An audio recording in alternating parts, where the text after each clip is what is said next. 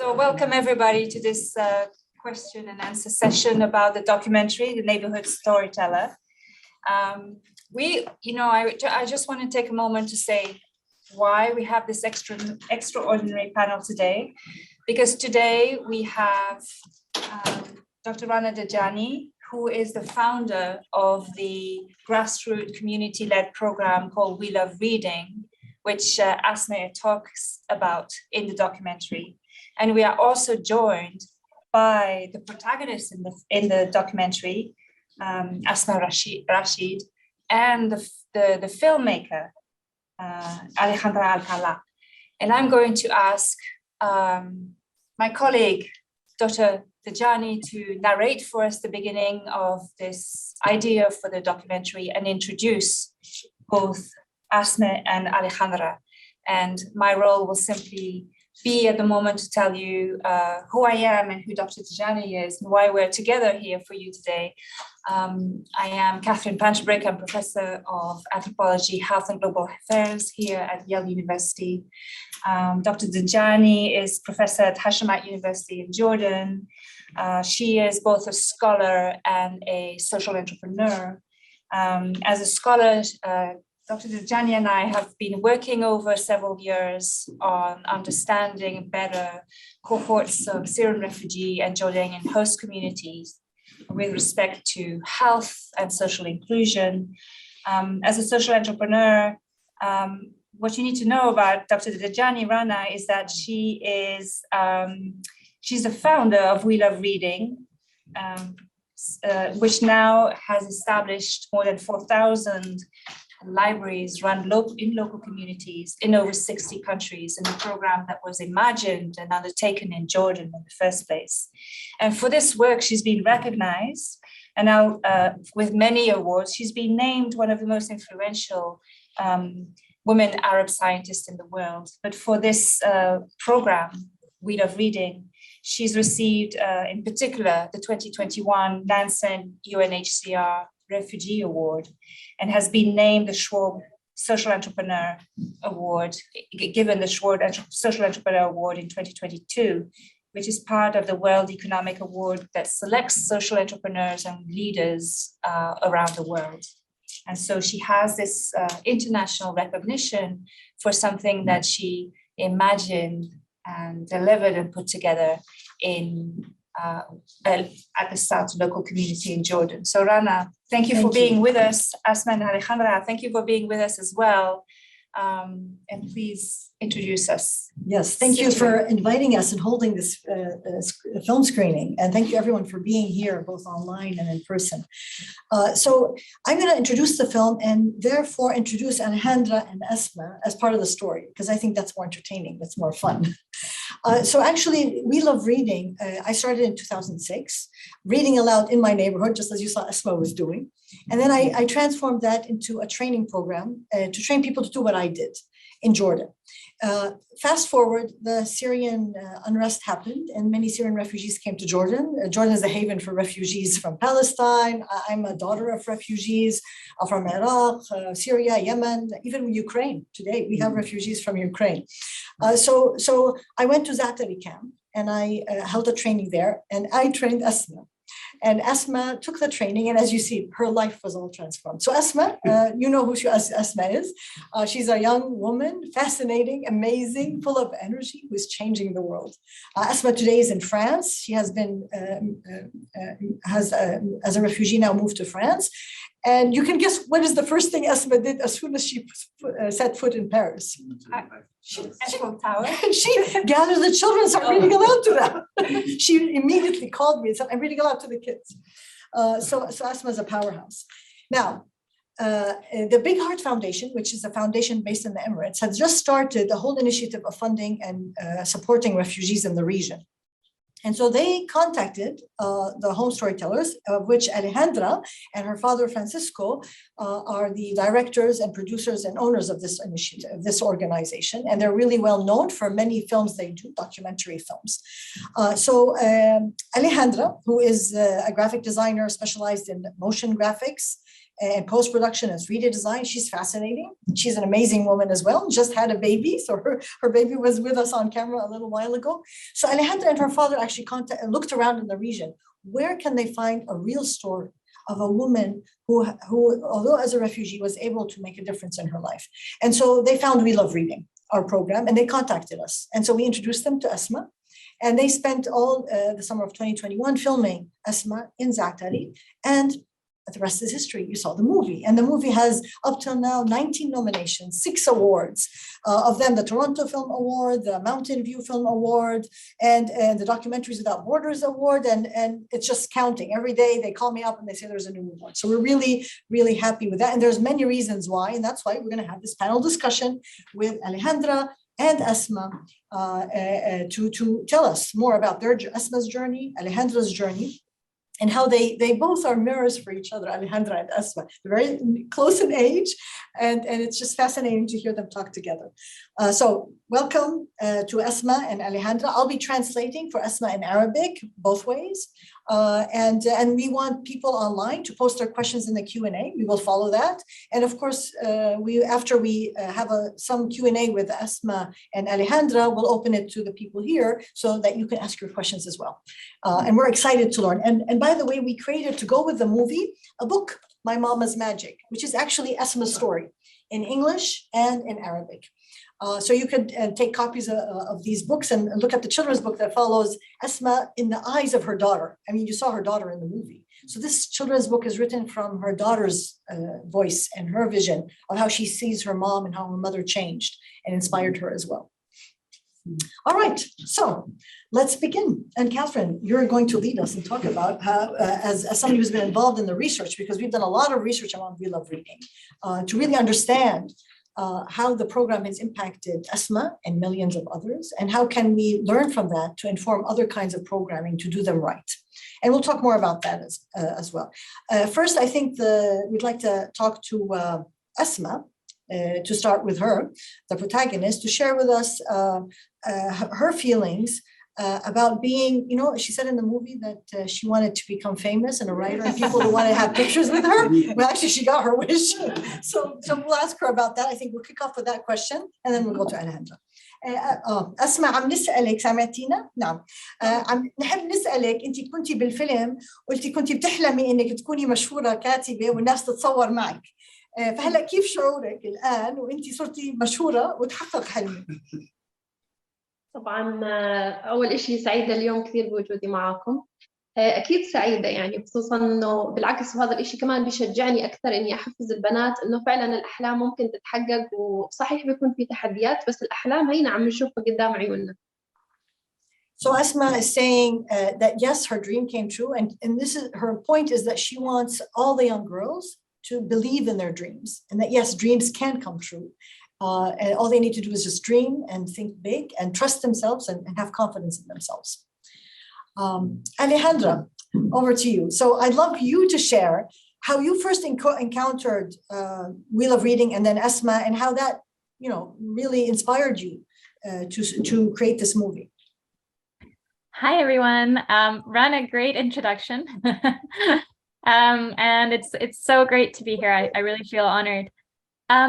So actually, this was like a really unique opportunity, because when the Big Heart Foundation approached us, they gave us like a white paper. They did a brief that was very open, and it gave us the freedom to be able to find something that as filmmakers would inspire us as well. So that was a really interesting opportunity. And we did a lot of research. We found a lot of amazing organizations out there. But I think what rang a bell with We Love Reading was, I think it's first of all, its uniqueness, and something that was really like beautiful about the magic of reading. And we thought, oh, there could be like something, in the end, it's also art. And we thought that it could be very interesting for the film.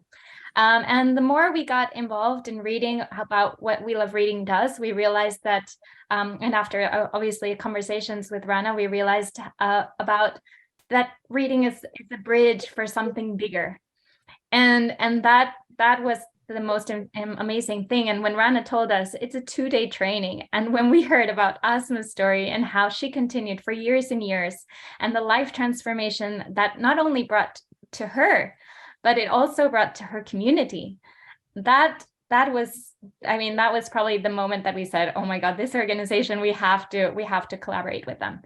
And then I think it was us that suggested meeting Asmaa because we found an article on your website, Rana.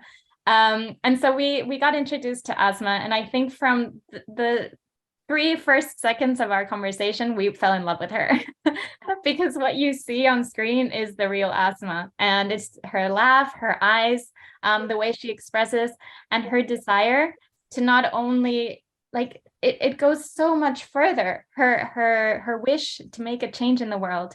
And that is what captivated us.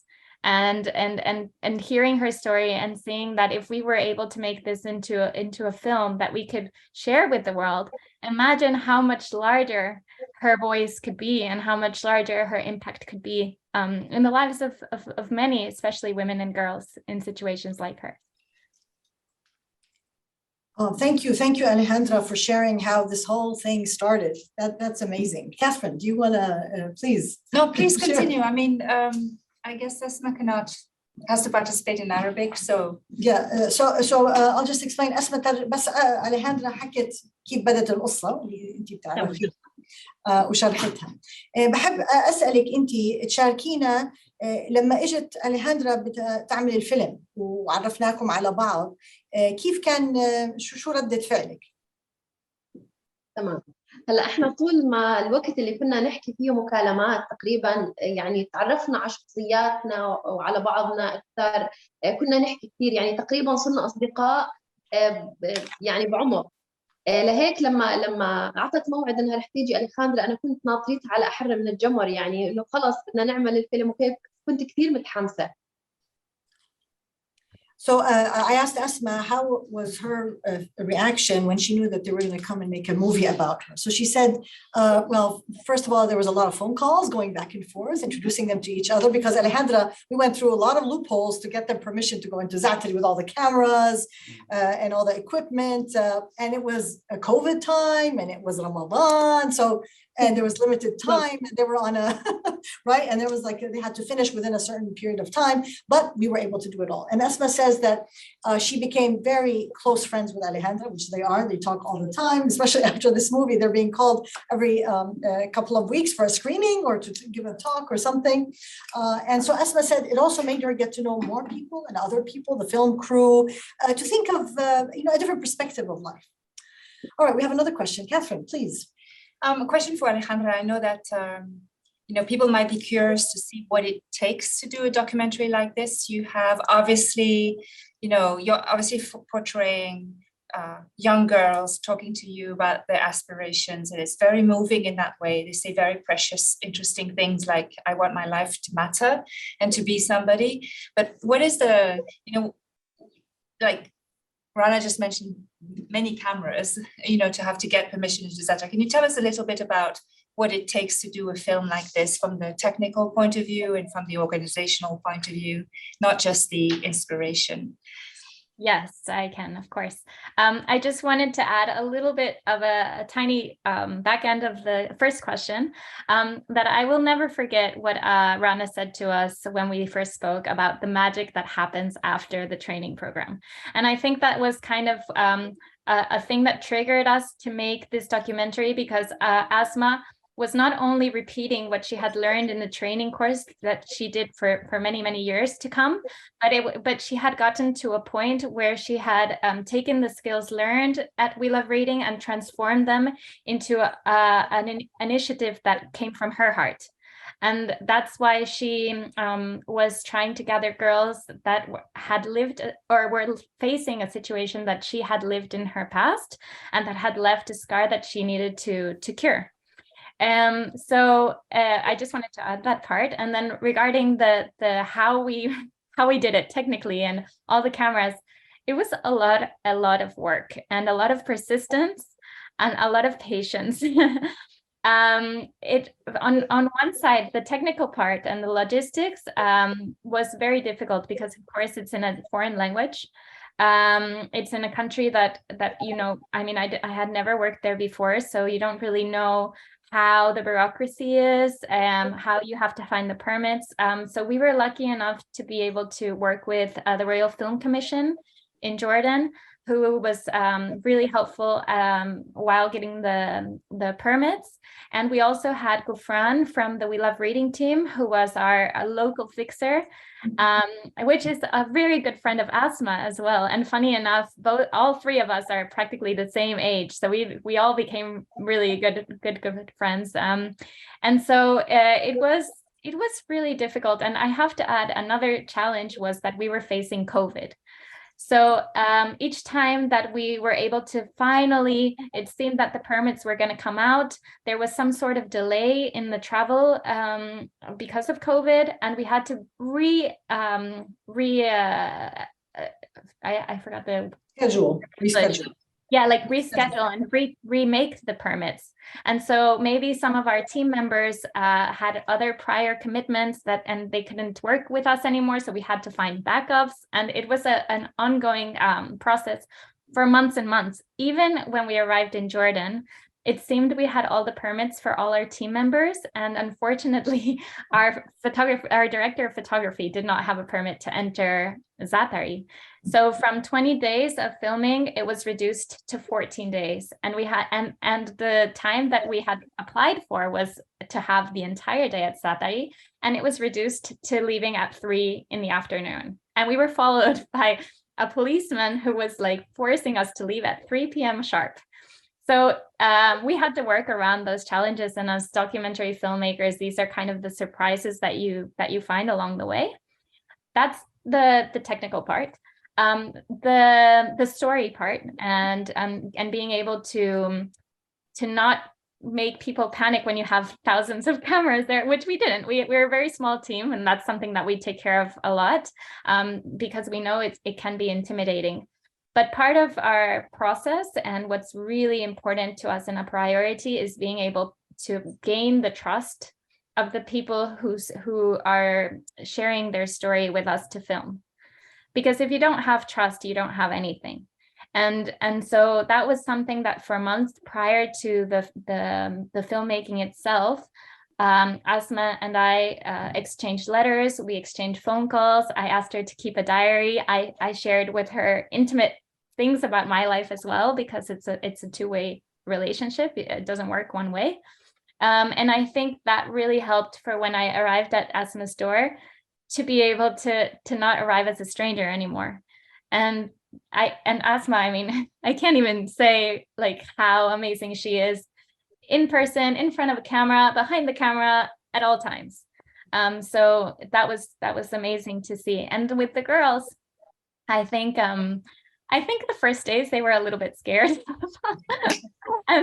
and surprised. But I think it was very important that they saw that Asmaa trusted us, and if they trust Asmaa, they trust us as well. So that was really helpful. And again, we're a small team, so we don't want to make too much noise in the room, and that helps as well. Thank you. Yeah, and I would like to, I think also being a woman as well, that makes a huge difference for that trust and that relatedness. And I'll never forget when you said that you were pregnant at that time, right? No, I got pregnant after editing. Well, I mean, when you were doing all the editing, and then, and you said that you just realized that you and us were the same age, and you were having your first baby, and just relating those human things that we're all the same in the end, right? That we're all humans and we share there's similar experiences, although in different contexts. And that shared humanity is something that we need to keep reminding ourselves of, which you showed in the movie. Yeah. Asmaa, I would like to ask you, I'll ask it in English and then I'll translate in Arabic. I would like you to share what was the process of change within you after you took the training, and how did that inspire you or change you to go out and do another project, which is the project that was actually later on filmed with the teenager girls, because We Love Reading is with the younger children. سو أسماء، السؤال إنه أنت بعد ما أخذتي تدريب نحن نحب القراءة وكنت تقري للأولاد الصغار، كيف شو اللي تغير بداخلك لحتى بديتي تفكري بخارج الصندوق وتقولي بدي أعمل إشي تاني بالإضافة للقراءة للأولاد الصغار، وبديتي مشروع الصبايا وبديتي تقريهم ومنهم نور الهدى، صح؟ يعني اللي كانت في الفيلم كمان، فتفضل. طبعا لما أخذت تدريب نحن نحب القراءة بال 2014 حكيت من قبل ودائما بحكي إنه كان فرصة إلي لحتى لن أنفتح على العالم الخارجي وأطلع من القوقعة اللي أنا كنت عايش فيها. أول إشي كان التأثير علي أنا ذاتياً، التطور اللي صار عندي، الانفتاح، حسيت بحب للحياة. بعد ما الواحد كان مارق بتجارب جداً صعبة كان في عنده خلص إنه انتهى الحياة لحتى تخلص. يعني هذا الجانب يمكن النفسي اللي فعلاً استفدت منه من نحن نحب القراءة. هون بلشت أحب الحياة، بلشت أحب أعيش، بلشت أحب الناس اللي حوالي. لازم أعمل إشي، لازم أحكي مع العالم أكثر، لازم أكون موجودة أكثر على أرض الواقع. حبي وجلساتي مع الأطفال خلوني أكثر شغف، أكثر أحس بالانتماء للمكان اللي أنا عايش فيه. ولهيك لما البنات اللي عمرهم 11 و12 صاروا يجوا لعندي ويحكوا لي إنه أهلنا خلص بطلوا يخلونا نيجي لأنه إحنا خلص كبرنا هون، خلص أنا دق عندي ناقوس الخطر لأنه خلص 12 13 14 15 هون البنت خطبة زواج هالقصص هاي خلص هي راح تروح على حياة ثانية مختلفة. فهون أنا حكيت لازم أعمل إشي، لازم أطور من حالي، شو رح أفكر، شو رح أعمل. فليش ما بعمل هاي الجلسات يعني بستخدم كتب أكبر شوي، روايات كتيبات تكون لسنهم، ومنه بجيب هذول البنات بعطيهم جلسات توعية يحاولوا يستفيدوا منها أكثر، يحاولوا ممكن إنهم يكملوا تعليمهم بدل إنهم يتزوجوا. يعني ماشي أنا مريت بهاي التجربة بس ما بحب إنهم يمروا فيهم، بحب إنهم يكونوا أقوى مني في هذيك اللحظة. ومن هيك اجت فكرة المشروع. تمام، شكرا. So Asma says when she started reading aloud to the children, this led to an openness about her. She had just had a miscarriage and she was feeling depressed and not feeling well, very optimistic. And so through the reading aloud with the children, it inspired her to have a love of life. Psychologically, she became more positive. She had a reason to live. She was more present. I'm trying to translate verbatim what she said, that the relationship with the children she was reading aloud to inspired her passion and made her give her a sense of belonging. And that's when she realized that because again, she started reading aloud in 2014.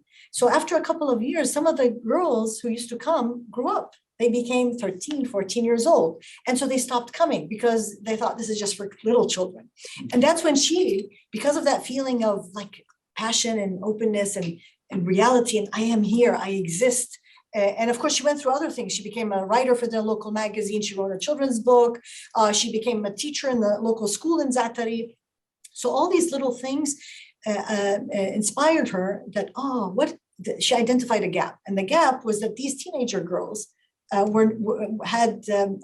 weren't coming to the read aloud, so she had to create something for them, and that inspired her to start her program Let's Read that you saw in the movie, where she started gathering the teenager girls, and she also designed it to cater to the needs of these teenagers. So she chose books that were self-help books, skill-based books, so that they would learn these skills whether they got married or not, but it was their decision to think, okay, what can I do with my life? And she wanted subtly inspiring them to go and get your education. You don't have to necessarily follow the path that your community is prescribing for you, but you can think on your own. And you saw that through the testimonials of the teenagers as they were rethinking how they see themselves in this world and in their own community. You have a question, Catherine? Oh, Asma, it was a hard question. I wanted to say how impressive it was that you gave this message of personal change. And I wanted to ask you whether you also felt that there might be or not some intergenerational change. So how does that affect, maybe your own children? Now, of course, you are in Paris. They see the world and you see the world in a different way. But I wanted you perhaps to comment on anything about whether that sense of personal worth and purpose and work and service had changed not only you as an individual, but your community around you and the next generation. فبتسألك كاثرين إنه أكيد كان صعب عم تشاركينا بقصتك الخاصة فيكي وكيف أنت تغيرتي. سؤالها إنه هل هذا التغيير اللي حصل فيكي حسيتيه إنه انتقل لأولادك للأجيال القادمة ولا مجتمعك اللي أكبر؟ وهلأ مثلا لما أنت انتقلتي على فرنسا، وهذا يعني الثقافة المجتمع الفرنسي بيختلف عن المجتمع اللي أنت كنتي عايشة فيه بالزعتري، فهل باعتقادك التغير اللي صار فيكي الإيجابية، الشعور بالانتماء، هذا الشعور بأنك أنت تملكي مستقبلك وعندك القدرة، هل عم تشعري إنه هذا عم بيأثر ممكن ينتقل لأجيالك القادمة ولا مجتمعك؟ أكيد. أول شيء بالنسبة لأنه الأثر انتقل لأولادي أو للمجتمع من حوالي، أكيد انتقل، وهذا الإشي كان ملموس يعني من خلال الجلسات، من خلال أنا بعدين شو التغييرات اللي صارت علي لما اشتغلت، لما صرت أكثر انطلاق للحياة يعني. وأكيد هذا الإشي ساعدني إنه لما إجيت لهون حتى على فرنسا أنا يعني اندمجت بسرعة هائلة. حتى الأشخاص الفرنسيين اللي حوالينا إنه بيحكوا إنه لا لازم يكون في عندك صدمة شوي ثقافية، فأنا لا، ما عندي مشكلة، لأنه خلص صار في عندي لما نقرأ الكتب ولما نتعرف أكثر على قصص الأشخاص الآخرين، وهي دائما يعني كلمة الدكتورة رنا إنه احكوا قصصكم واسمعوا قصص الغير، هذا الإشي هو يعني الإشي اللي عم بيحفزني، لأنه أنا بقرأ كتب، سامع كثير قصص. لما بحب إنه الناس تسمع قصتي لحتى تأخذ مني عبرة، لحتى تتعلم فأنا شو غلطت في مكان معين هم ما يعملوا نفس الشيء، وكمان بنفس الوقت يأخذ الطاقة الإيجابية، كمان يأخذوا إنه الحياة ما بتوقف عند حد معين. Wow, yeah, I wish you understood Arabic. Asmaa says, of course, the impact was not only on her, but on her children and her community. That this positive feeling, how she changed and how she changed her perspective affected them. But she elaborates a lot more about going to France. So she said when she went to France, that her positive energy was transcendent. It was very contagious. And she says this is something that she learned from reading, because when you read, you learn about other people, you become more empathetic. So everybody was telling her, don't you have a cultural shock when you went to France? She said, no, I don't. And she says it's all because she reads a lot. So, and she's also inspired through We Love Reading, as we always say, is not just to read, to learn about others, but also to tell your story, to have that confidence about telling your story. So she tells her story. And she tells it to inspire others and to share her positive energy with others. And those are her words. And that's what she does in France and inspires all the people around her. I'm going to add something just in the spirit of all this, which to me was something that was a reflection, so to speak. You watched the documentary and you saw it was actually Asmaa's story. It's not the story of We Love Reading. It's not Rana, my story, who founded We Love. It's Asmaa's story. And inherent in that is a big, big lesson, is that it's not the story of We Love Reading. Because if it's the story of an organization, then we're removing the humanity from the people that we are trying to work together with. And this is very different. This is unique. This is very special. And it was a collective effort of all of us to make sure that We Love Reading was subtly there. And that it was We Love Reading did not empower us. Asmaa's empowered. She has it in her, like every one of us. We all have, it's how we evolved as a species, as humans. It's just that we need a little catalyst, right? An activation energy to rekindle that fire that for different reasons may have, needs a little bit of rekindling. And We Love Reading just does that. It just nurtures it, rekindles it. But like it's her story. And that's why We Love Reading, it's actually every person's story and they own it. And it's that, we call it our secret sauce or the magic, right? It's that agency that they feel, I can do anything. And then they go around and do everything and anything around them. And Asmaa is the epitome example of this. And I think that's a lesson for program development and program interventions and international NGOs as we develop programs to serve, to support using in humanitarian context or in development. How do we develop using that strategy and that approach? Because then it's sustainable. Asmaa carries the program wherever she is. You don't have to do anything. And it will be taken up because it belongs to the person who actually did it, because Asmaa did it, no one else. And of course, this is not about money either, right? Asmaa did it because she cares about her community. She cares, she belongs. And she talks about this feeling of belonging to my community, to my society. And that's why I do it, because I care. I read aloud to the kids because I care. I identify challenges in my community and come up with solutions because I care. And I think that trust, which Alejandra talked about and Asmaa talked about, that trust that we need to foster between us as human beings is so important. Sometimes we forget it. And I think it's really, really important. So I just wanted to touch on those because I think that's a huge learning lesson for all of us. And to me, I keep reminding myself of that. So I think, do you have any questions, or shall we open it to the audience? We should open the magic. Please, yes. So who would like to ask, start, or comment, or critique? By the way, I love critique, because when you critique, that's how we learn. If everybody's gonna say, oh, this is great, we're never gonna learn. So please bring it on. How did Alejandra and Asmaa communicate? Great question. Alejandra, So I don't know if everybody can hear. can you but hear that? Did you hear that, Alejandra? Yeah, she did. The question is how Alejandra and Asmaa communicated. It's funny, you always find ways to communicate. If there's a need, there's a way. Via virtually, it's easier because I downloaded this translator that automatically translates my WhatsApp. So I was talking in Arabic to Asmaa through WhatsApp. And funny enough, after we created the film, now she talks English to me via WhatsApp. So she's translating now. And then we exchanged letters. So she would share them in Arabic, I would Google Translate them, and then I would share mine in English, she would Google Translate. And for the film, we actually hired a simultaneous translator. So her name's Amani. She did a great job, by the way. I don't know who has that capacity to be hearing something in one language and translating it into another one. She was in a different room from where we were filming, connected to the microphone that we were using. So she would hear Asmaa talking. She would then translate into a recorder that was connected into my headphones and to the director of photography's headphones. And so we were hearing the English as she was talking. And the recorder that Amani was talking to, we used afterwards for the editing process. So we used one channel that was in English and then one channel that was in Arabic. So I could use one ear for one language and the other for the other one. And so that helped us make this basic cut from all the footage that we had.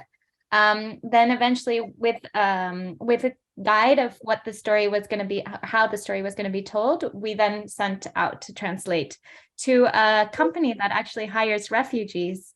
So we wanted to also be able to continue supporting refugee self-reliance in that way as well.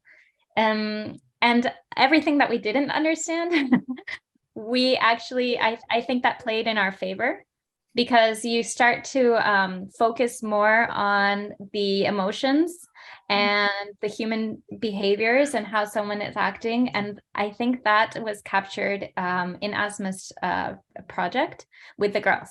You can tell that during the entire film, we focused on the expressions, on the faces. So many times when we weren't hearing Amani because it was hard for her to translate when the girls were laughing and talking all at the same time, we were just signaling like this girl, her face. And it was really emotional. And I think that played in our favor. Absolutely.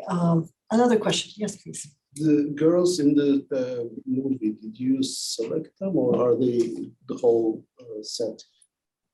So Alejandra, can you hear that? Yes, So, yes. okay, yeah, please go ahead.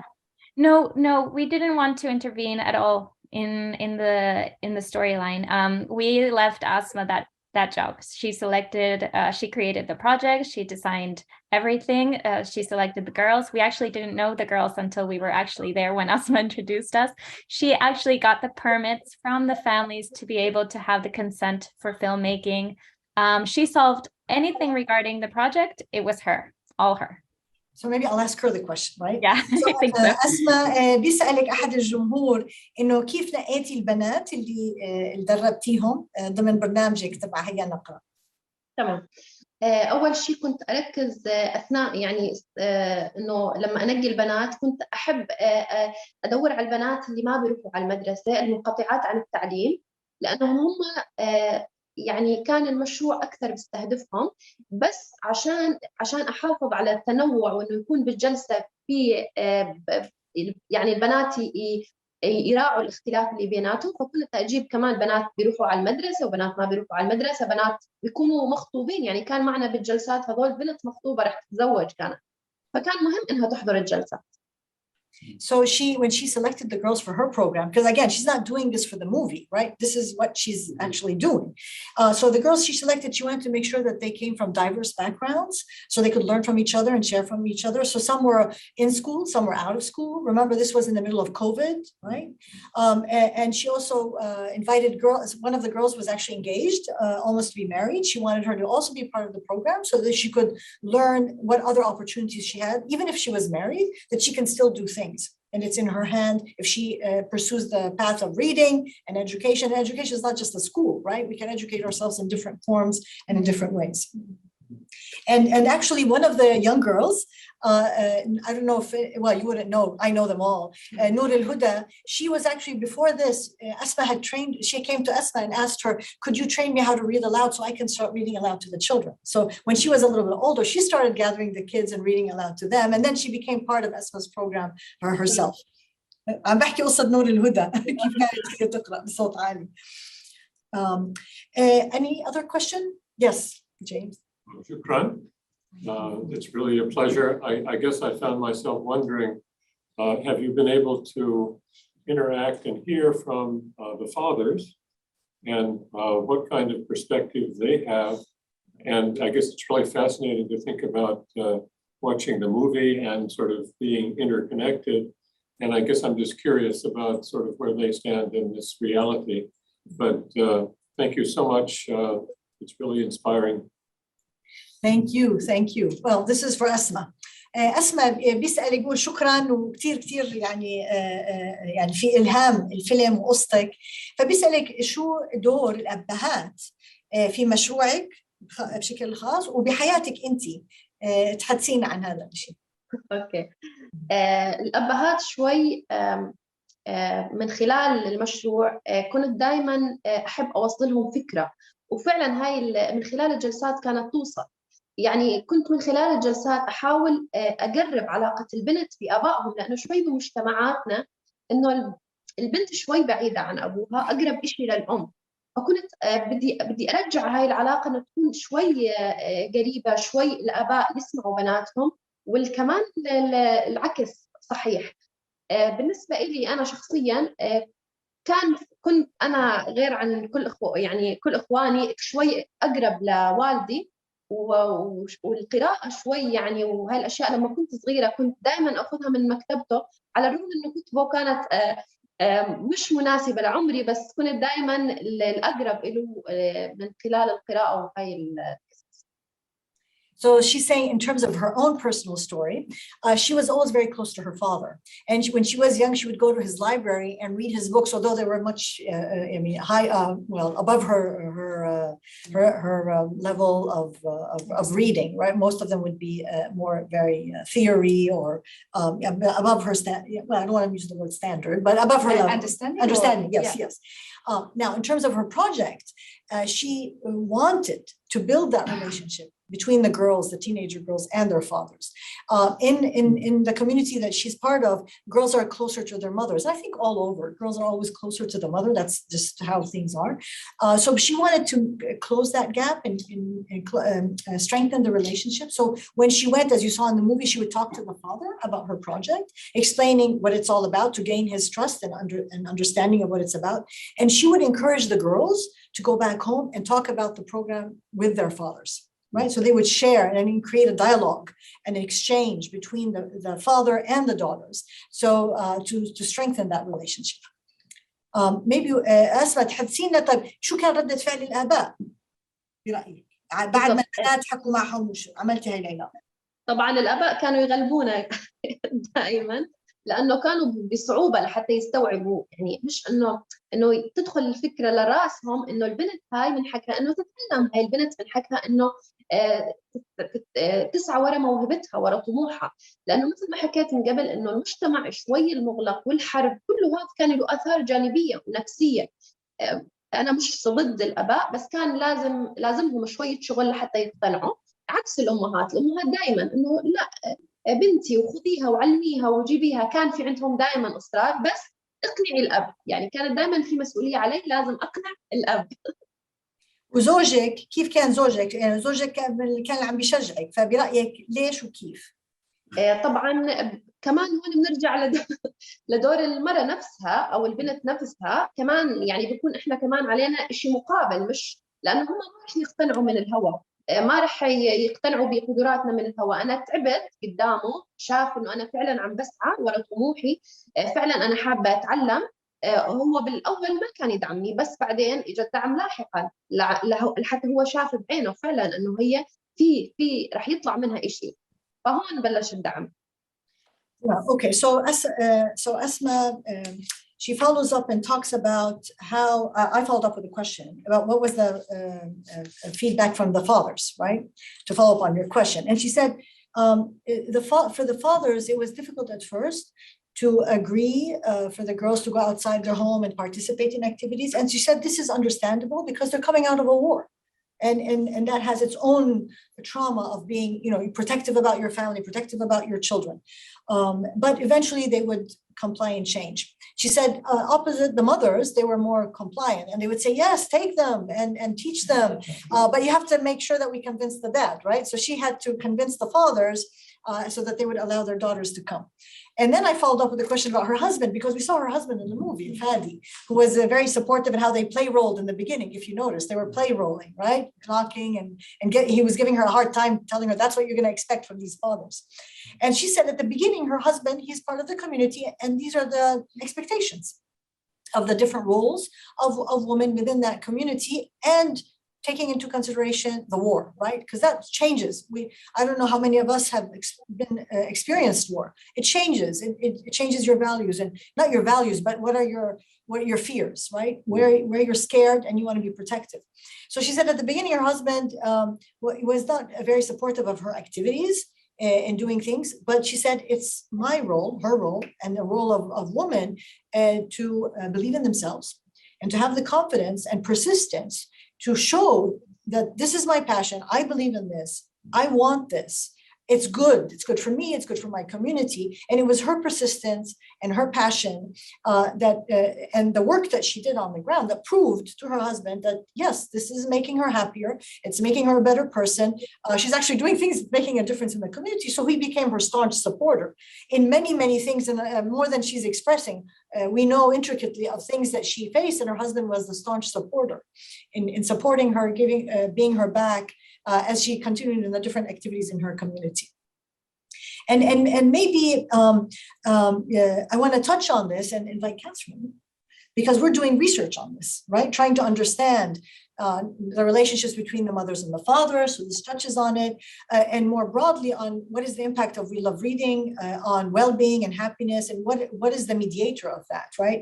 Is it the agency? Is it the motivation to lead? What are the social networks? So we've been working on this, and I'd love to hear from you.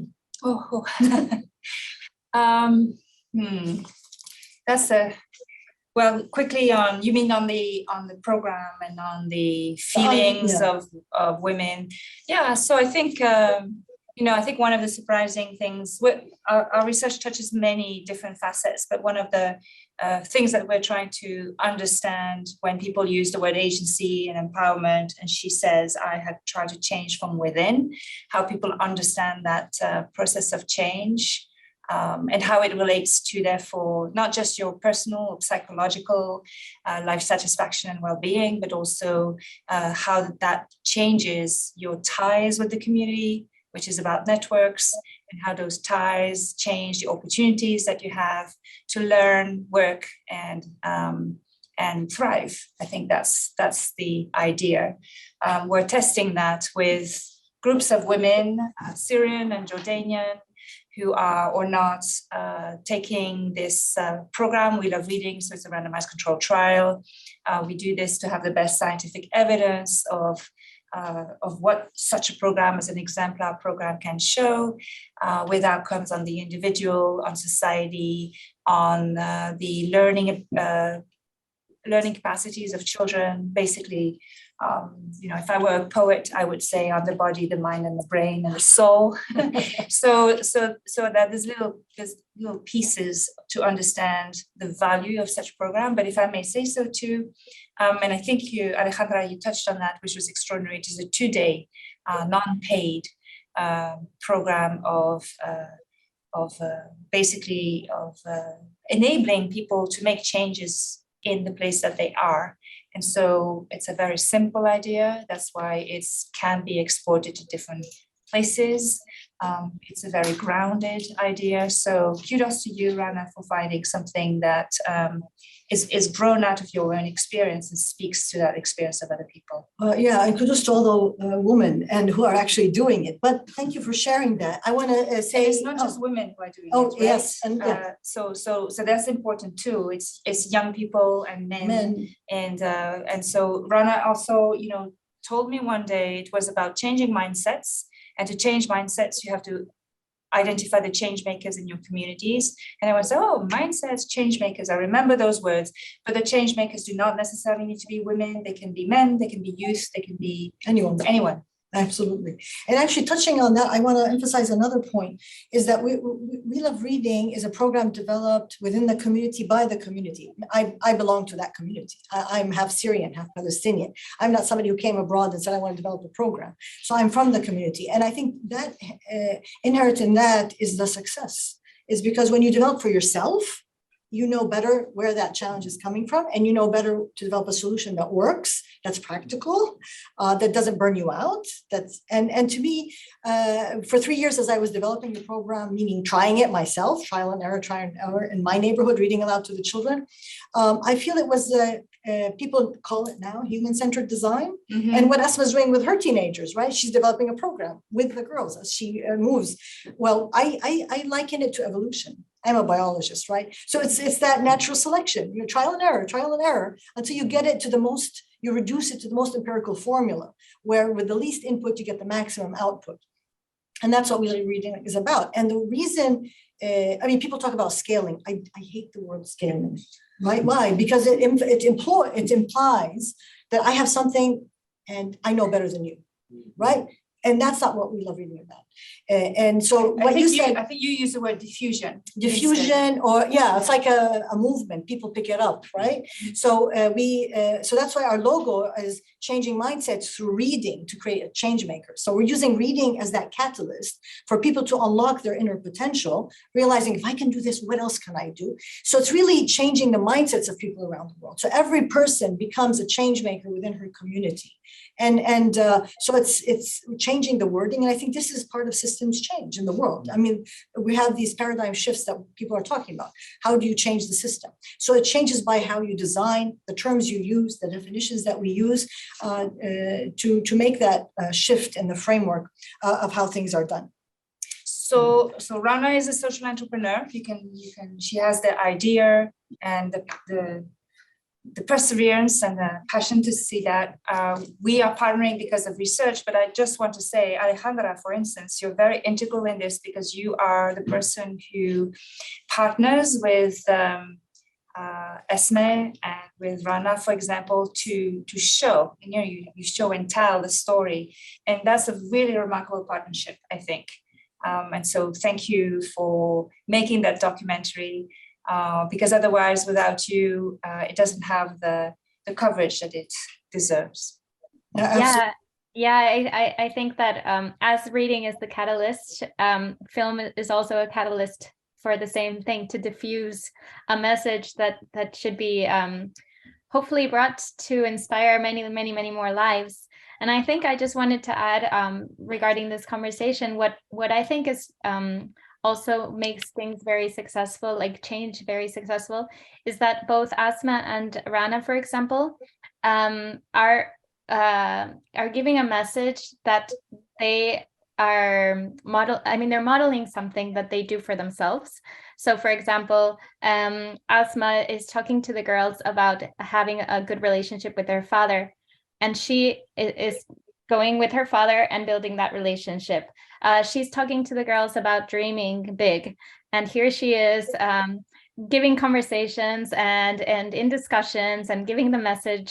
And she imagines herself outside of Jordan, and here she is. Rana wanted to start a We Love Reading program, and she was there reading to children. So I think part of this whole idea of creating change is also being the change that you want to bring to the world. And I think that's why they're both so successful. And everybody can be that. I think and everybody can be. Yeah. And it doesn't have to be meaning we have to do it big. We always talk, it's about the small steps. It's about doing the small things and being persistent, which is the chaos theory in physics, right? When a butterfly flutters its wings, it moves the air a centimeter, but there's a huge change in time and space beyond what we can imagine. And actually, both me and Asmaa, we draw this from our religion as Muslims, both of us, where in Islam, it tells us, be the guardian. So take care of your community. And it says, do not belittle any good deed. Even if it's small, do it. You're not responsible for the results. You're responsible to try. That's because you can control trying, but and that's all you need. And I think any person can, inside you, you know that if you really want something and you go and do it, things will happen eventually. So I want to ask Asmaa a question so that as we wrap up, I don't know if anyone has any burning questions that you would like to ask. Yes, please. سامع علي؟ ايوه. اول شيء شكرا لكم عن جد، بحب فيلمكم وسؤالي للاستاذه اسماء. الان انا بصف في الادب النسوي يعني الادب مكتوب بيد المراه العربيه، وسؤالي لك هو بحي الأيام شو بنقرأي؟ عندك شاعرة وكاتبة العربية المفضلة؟ سمعتي أسماء السؤال؟ سمعت. ممتاز، تفضلي. تفضلي and then I'll translate, or you can translate. Oh, yeah, okay. First or after? Let her answer. تفضلي أسماء. تمام. أنا بقرأ لأدهم الشرقاوي طبعاً. كتب جدا رائعة وبنصح أي حدا يقرأهم. طبعاً وقرأت للدكتورة رنا كتابها كمان جدا محفز. بدور دائما على الكتب اللي فيها تحفيز ذاتي. دكتور معتز مشعل كمان عنده كتاب جدا رائع اسمه ضغر عقلك. كتب ملالة كمان، كتاب ملالة جدا كمان حفزني شوي، قوى من شخصيتي. دائما بدور على الكتب اللي بتطور من الذات وبترجع بالنفع علي ذاتيا. شكرا لك على السؤال. I didn't get your name. Dominic. Dominic. So Dominic asked, what kind of literature does Asmaa read? Because he reads feminine literature. I'm translating in English when you can say it, but it's okay. So Asmaa responded that she reads books by, she mentioned a particular author, Adham al-Sharqawi. So he's I personally don't know him, but I'm assuming he writes a lot of books about self-help. She's really inspired by books that are about self-help, changing your personality, improving it. Another person she reads is Mu'taz Mish'al, and he has a book called Zaghar Aqlak, يعني كيف تترجمها؟ إنه act foolish a little bit. That's oops, I lost that. Act foolish. We can see them here. It's okay. Act foolish. Maybe that's the best paraphrasing. And she's also read the book by Malala. And she read my book, which I'm going to say because I want people to, and the reason I'm saying it is I want to inspire others to write their story, right? It's not that my story is very special. I'm sure there are millions of special stories, but we need to write them. And I say this to whoever is listening on Zoom and to the young students here, is that most of the literature is written from one perspective. by the global north, and we need to read the stories of people coming from the global south. For lack of a better word, I don't like global south either, but I have to just portray what I'm talking about, to write our stories, because we owe it to ourselves and we owe it to the next generation to hear our stories and our voices. And I'm sure Asma is going to write her story, right? Asma, رح تكتبي قصتك انت ان شاء الله في يوم ما. إن شاء الله. Yes. And you know, Alejandra, you said something. So in promoting for the movie, we really prepared a whole package, right, Alejandra?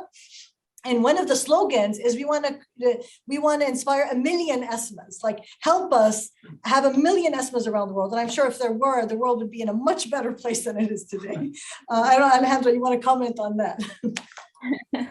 Yes. So after we created the film, we wanted to stop producing films for a while and work with Asmaa to be able to design a strategy that can diffuse this film further and this message further. And so while we were talking with Asmaa, we asked her, like, what would be your dream with this film? And your highest goal. And so she told us that she wanted to inspire women and girls in vulnerable situations like hers or other situations, to be able to dream and to continue their lives, whatever situation or adversity they may be facing. And so that became our primary goal. And we decided to partner with more organizations around the world that have the means to be able to reach our target audience, and through the film, use the film as a tool to be able to inspire, educate, and empower more women and girls. We also suggest to any partner organization that wants to use the film to empower more girls to talk about their empowerment programs, because as Rana said, we didn't really mention We Love Reading in the film because it's Asmaa's story, and Asmaa's story can inspire more people. And if it takes another empowerment program to be that little push that Rana is talking about, then so be it, if that will help and support and enable more Asmaas in the world. So that's our impact campaign with this film, and it's moving along smoothly so far. All right, so as we end, I want to ask if Asmaa wants to share a final word. أسماء بتحبي تشاركينا كلمة أخيرة لأنه هلأ عم نقرب على النهاية، ويمكن أنا من الأسئلة إنه هدول البنات وين رأيك اللي تصورتوا كلكم مع بعض وين رح يكونوا بالمستقبل برأيك، وتعطينا آخر هيك نصيحة للجمهور. تمام. أول شيء النصيحة اللي دائما أنا بعيد بكررها دائما، كلنا الجمهور وكل حدا رح يشوف الفيلم بالأخير رح يكونوا آباء وأمهات، دائما يؤمنوا بأهداف أولادهم، خصوصا البنات شوي بحاجتنا دائما نكون جنبهم أكثر، نسمعهم، نآمن بطموحاتهم، لو شو ما كان، لو بالنسبة لنا كان إشي عادي بس بالنسبة لهم إشي مهم كان. الأحلام دائما إذا ضلينا وراها رح تتحقق. إذا شفتوا بالفيلم تمارا كان أكبر حلم إلها أنها تشوف شجرة، هي الحلم تحقق وهي دائما من شجرة لشجرة. كمان البنات أنا مؤمنة مثل ما أنا عم بحقق الإشي اللي عم حابة أوصل له، كمان هم راح يحققوا هذا الإشي اللي بدهم يوصلوا له إذا فعلا كانوا مؤمنين بأنفسهم وفعلا ظلوا مستمرين وراء هدفهم وحاولوا جاهدين إنهم يحققوه. دائما أنا على تواصل معهم، بحاول أحفزهم أكثر، بحاول دائما ما أنقطع عنهم، بس دائما بفهمهم إنه ممكن مش دائما تكون أسماء جنبكم، مش دائما تلاقوا أشخاص جنبكم، فكونوا أنتم أنفسكم وحققوا ذواتكم. Wow, shukran jazilan. So Asmaa was saying for the girl, I asked her about the girls in the picture in the end when they were all together, like where does she see them in the future? And she says, I tell them that if they believe something, then it can happen if they believe in it enough, and that if in order to achieve it, they have to believe and they have to work hard enough for it, and it will happen. And that she still is in touch with these girls, and she tells them, I don't have to be beside you. You need to learn to depend on your own selves.